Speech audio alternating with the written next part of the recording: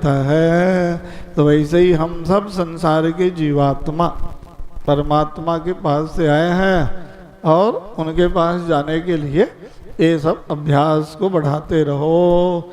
ये है भगवान का विवाह महोत्सव है ना। अब विवाह महोत्सव का मतलब क्या है? ये राजाओं की कथा बता दी वहाँ है ना। सुखदेव जी ने देखा कि राजा परीक्षित अच्छा इतिहास सुनना चाहते हो, तो कहा भाई सत्रजीत नाम के राजा हुए। राजा सत्रजीत क्या किए जानते हो? स्मंदक मणि की माला पहन के भगवान के यहाँ द्वारिकापुरी पहुँच गए। बहुत चमकदार माला नहीं, 80 तोला सोना रोज वहां से प्रकट होता था। कितना कीमती चीज था। भगवान ने पूछा कहाँ से पाए हो सत्रजीत? अरे महाराज सूर्य भगवान की उपासना से मुझे प्राप्त हो गया।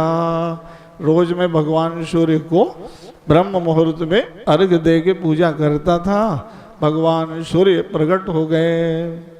आप भी इसीलिए प्रभात काल में उठ जाओ, भगवान सूर्य को अर्घ दे दिया करो।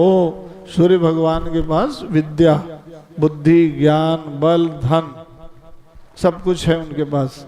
आपको जो चाहिए वहाँ से प्राप्त कर लो। ये सुबह उठोगे तब तो दोगे या 12-1 बजे रात तक जगते हो, 8-9 बजे सो के उठते हो, तो सूर्य अर्घ कैसे दे पाओगे? हैं? सूर्य भगवान को उदित सूर्योदय काल में जो स्नान करके 1 लोटा जल ले लिए, सूर्याय नमः आदित्याय नमः भास्कराय नमः खगाय नमः पुष्णे नमः 12 नाम उनके याद कर लो। 12 आदित्य है ना। आदित्यस्य नमस्कारम कुर्वन्ति दिने दिने जन्मांतर सहस्रेशो दारिद्र्यम नोपजायते। एक श्लोक पढ़ दो उनके पास। आज मेरे पास ये बटुक लोग गए थे जिनका भी उपनयन संस्कार हुआ, उनको मैं बताया हूँ कि प्रतिदिन तुम लोग स्नान करके सूर्य अर्घ देना और गायत्री की साधना करना, तुम्हारी प्रज्ञा शक्ति तेज हो जाएगी। जिसका जनेऊ हो गया और संध्या गायत्री नहीं किया तो उसको उल्टा दोष लग जाएगा। इसलिए बहुत अच्छा ये बचपना में इनको संस्कार मिल गया है, ये लोग आगे इसको उपासना को करने लग जाएंगे है ना। तो हर सनातनी हिंदू का दायित्व है, माताओं आप लोगों का भी, सूर्य अर्घ देने में तो सब अधिकृत, बालक हो वृद्ध हो कोई भी हो, स्नान करके आओ। पुराने लोग गांव-गांव में नदी तालाब में नहाते थे, 3 जल अंजलि ऐसा उठाते थे, वहीं अपना अर्घ दे देते थे। मंत्र आए कि मत आए उनको, लेकिन सूर्य भगवान की उपासना वो जरूर करते थे। ये तो उससे क्या होता था ना, सूर्य भगवान की ऊर्जा शक्ति बढ़ती है। यहाँ दिया हुआ जल सूर्य लोग पहुँच जाता है। आप विचार करो सनातन धर्म का साइंस कितना ऊंचा है कि आप भावना की प्रगल्भता से मंत्राधीना सुदेवता सूर्याय नमः, जैसे आप बोले सूर्य भगवान को यहाँ दिया हुआ जल सीधा वहाँ पहुँच गया। सज्जनों कन्वर्ट पद्धति बोलते हो ना, क्यों संदीप जी आप अमेरिका में जाते हो ना, तो भारत का मुद्रा नहीं चलता कि नहीं, बदल गया ना, कन्वर्ट हो गया बोलते हो तो ऐसे ही सनातन अध्यात्म जगत में भी यहाँ दिया हुआ जल भोजन देवलोक में पहुँच जाता है, उस रूप में प्राप्त हो जाता है। तो इसलिए आस्था पूर्वक सूर्य भगवान की आराधना सबको करना चाहिए है ना। इसलिए गुरुदेव भगवान अपनी संस्था का नाम क्या रखा? आदित्य वाहिनी। आदित्य माने सूर्य, तेज प्रकाश से युक्त है। तो ये सब बात बच्चों को माताओं प्रशिक्षण दिया करो। गुरुकुल नहीं है, क्या करें महाराज, अब तो पढ़ाई लिखाई में है नहीं, शिक्षा में नहीं, ऐसा नहीं है। आप अपने घर में भी उनको आप प्रशिक्षण दे सकते हो कि भाई विद्यालय जाना है तो तुमको सूर्य भगवान की उपासना करना पड़ेगा। 5 मिनट का काम है, संस्कार नहीं दे पाए, उसके अभ्यास में आ जाएगा तो फिर वो कहीं भी रहेगा, देश विदेश कहीं चले जाए, फिर वो स्नान करके आएगा, भगवान सूर्य को अर्घ दे के प्रणाम करने लग जाएगा है ना। तो ये आज की अति आवश्यक बातें हैं तो भगवी हनुमान जी किसके पास पढ़ने गए थे? विचार करो आप। भाई हनुमान जी को बोलते हो ना आप लोग, ज्ञानी नाम अग्रगण्यम सकल गुण निधानम। विद्या कहाँ से प्राप्त की है? बचपना में ही उड़ते उड़ते पहुंच गए भगवान सूर्य के पास। सूर्य भगवान ने कहा हनुमान जी इतने ऊपर मेरे पास आ गए, 1.25 लाख योजन की दूरी में रहता हूँ। तो हनुमान जी ने कहा महाराज हम वायुनंदन हैं। बोले हम तो भैया उड़ते उड़ते 1 सेकेंड में 1.25 लाख योजन की दूरी को सूर्य भगवान पार कर जाते हैं। इतना स्पीड, तेज गति से उनका रथ चलता है। एक राशि से दूसरे राशि जाने में सूर्य भगवान को कितना लगता है? 1 महीना। 12 महीना तो 12 राशि, ज्योतिष शास्त्र का विषय है ना ये। तो सूर्य भगवान ने कहा भैया मैं बहुत गति से चलता हूँ हनुमान जी, कहाँ तुम चले आए यहाँ? बोले हनुमान जी ने कहा महाराज हम कौन से कमजोर हैं? बोले आप चलते रहोगे हम पढ़ते रहेंगे। बोले विचार करो कितना ज्ञान मिला उनको कि सूर्य भगवान से ही आकाश मार्ग में जाके पढ़ लिख के आ गए। तो हम लोग कम से कम यहाँ से ही हम लोग उनके पास कहाँ जाएंगे? देख रहा वह इतने 1.25 लाख योजन की दूरी में है, तब तो आज के तेज में सब लोग परेशान हो गए। कहीं रायपुर में उतरने लग जाएंगे तब काम बनेगा है? सब भस्म हो जाएंगे। इसलिए उनको ना यहीं से जल दे दिया करो कि आपकी ऊर्जा, ज्ञान, प्रकाश, तेज सबको मिलता रहे, है ना। ये सब बातें कथा में जो है। तो भाई आप लोग ये सब बिजली बिल क्यों बढ़ाते हो बताओ? ये यहाँ जो बिजली बनाया गया ऊर्जा जल संग्रह करके, तो हर महीना आप पेमेंट कर रहे हो, नहीं बढ़ाते हो बिजली बिल काट दिया जाएगा। या फीस देते हो नहीं? तो सूर्य भगवान को भी सबको देना चाहिए, है ना।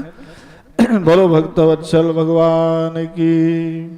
तो क्या हुआ कथा में? सत्यजीत राजा की मैं बात बता रहा था कि महाराज सत्यजीत स्मंडक मणि की माला पहन के गए। भगवान ने कहा भैया ये माला यहीं रख दो, द्वारिकापुरी में बहुत दुर्लभ चीज है। उसने कहा नहीं महाराज ये प्रसादी है सूर्य भगवान का आशीर्वाद, तो जाओ परोपकार में उपयोग करते रहना, सिद्धि मिल गई तुमको। बोल अब उसी माला को पहन के प्रसेन जो है छोटा भाई जंगल चल दिया। सिंह से मुठभेड़ हो गया, सिंह ने मार दिया प्रसेन को।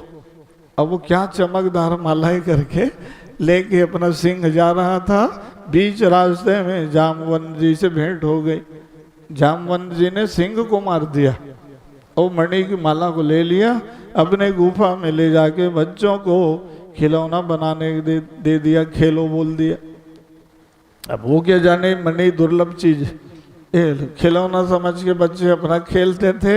इधर बहुत बड़ा आरोप लग गया भगवान कृष्ण को कि ओहो मणि के लोभ में भगवान ने मेरे भाई को मरवा दिया। बोले भगवान बोले बताओ ये राजा मेरे ऊपर ही कलंक लगा दिया। बोले पूछने गए तुम्हारा भाई किस रास्ते में गया था? पूर्व दिशा में, किस में? रथ में, हाथी, घोड़ा, वाहन? कुछ नहीं महाराज वो घोड़े में चढ़ के गया था। बोले उसी रास्ते को देखते देखते ना भगवान बीच जंगल में पहुंच गए, तो वहां पाया कि उन्होंने एक प्रसेन मरा पड़ा है। अच्छा आगे गए तो सिंह एक मरा पड़ा है, माला नहीं मिला। और आगे गए बीच गुफा में जब पहुंचे जंगल में ना, वही जामवंत जी गुफा थी। भीतर जंगल में आवाज सुनाई दिया, सिंहा प्रसेनमवधीत सिंहम जाम्बवतो हत।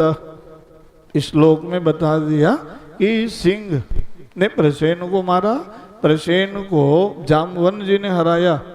इस मंतक मणि की माला है, खेलो बच्चे लोग। ये भगवान द्वारिकाधीश पहुंच गए। जामवंत जी नहीं पहचान पाए।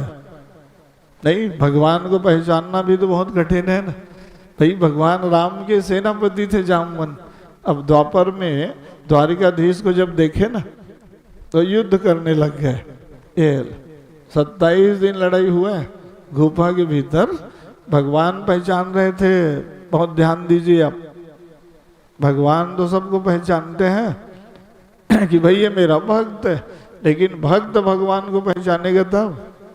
मारे लड़ाई लड़े जा रहा है, ये गदा युद्ध गुफा के भीतर 27 दिन लग गया सज्जनों। भाई प्रश्न उठा, भगवान तो एक ही दिन में है जामवंत को बोध करा सकते थे, बहुत लंबा समय क्यों लगाया? ताकि जामवंत की बल की प्रशंसा हो जाए। वाह वाह, भगवान को भी देखे हराने के लिए 27 दिन लगाना पड़ा। बोले अमानो मानदि प्रभु, भगवान अपने भक्तों की महिमा को बढ़ा देते हैं। तो बढ़ाई होने लग गया। जामवंत बहुत बलवान थे, 27 दिन भगवान को लगाना पड़ा। देखे बोल 28वें दिन एक गदा लगाए भगवान, उसको बोलते हो ज्ञान गदा। जामवंत तुरंत पहचान गए, ये भगवान के चरणों में प्रणाम करने लग गए। कहा प्रभु ओहो, इतने दिन बाद मैं जान पाया, 27 दिन से लड़ रहा हूँ आपके साथ। बोले मेरे स्वामी थे ना प्रभु राम ही आप कृष्ण बने हो, मैं यहाँ युद्ध कर रहा हूँ, क्षमा कर दो महाराज। बोले भगवान बोले ये बताओ जामवन, और लड़ने की इच्छा है कि हो गया पूरा? बोले अरे बस भैया पूरा बल खत्म हो गया। बोले 27 दिन से लड़ रहा हूँ, क्यों वरदान मांगा था ना क्या? अब लंबी कथा बताना पड़ता है। राम कथा में आया है कि भाई जिस समय भगवान राम सबको प्रसाद बांट रहे थे ना, दिन ने भूषण बसन प्रसाद, आओ वानर वालों बहुत सहयोग किए युद्ध में, वाह वाह, ले जाओ सब प्रसाद। उसी समय जामवंत जी क्या है, सबसे पुराने मंत्री थे, सेनापति, सबसे आखिरी में खड़े हुए हाथ जोड़ के। भगवान ने कहा जामवंत जी आपको क्या चाहिए? बोले उसने कहा महाराज मेरे को आप युद्ध का वरदान दे दो। बोले मैं लड़ाई लड़ना चाहता हूँ। बोले भगवान हंसे, और किसके साथ लड़ाई लड़ोगे? भाई राम रावण युद्ध हो गया है, फिर बोलते हो लड़ाई लड़ना है, कोई शत्रुच नहीं है, सब खत्म। बोले अच्छा और कोई नहीं है तो चलो आपके साथ ही युद्ध हो जाए। बोले भगवान राम बोले मैं मर्यादा पुरुषोत्तम हूँ, सेवक और स्वामी की लड़ाई शोभा नहीं देगी। बोले लोग हंसेंगे। बोले तो महाराज लड़ने की इच्छा फिर अधूरी रह जाएगी। बोले तो ठीक है, द्वापर युग में है, जब मैं कृष्ण बनूंगा ना, द्वारिकाधीश बन के आऊंगा, उस समय संभव है। बोले या भगवान इसीलिए 27 दिन तक लड़े, तब जामवंत को बोध कराया ना, बस बस प्रभु अब हो गया, नहीं लड़ना है। बोले नहीं तो ये मणि की माला की खोज में यहाँ तक आया था। बोले भगवान तो बोले ऐसा करो हो तो फिर ये मणि की माला तो ले जाना ही है, जामवती नाम की कन्या का विवाह आप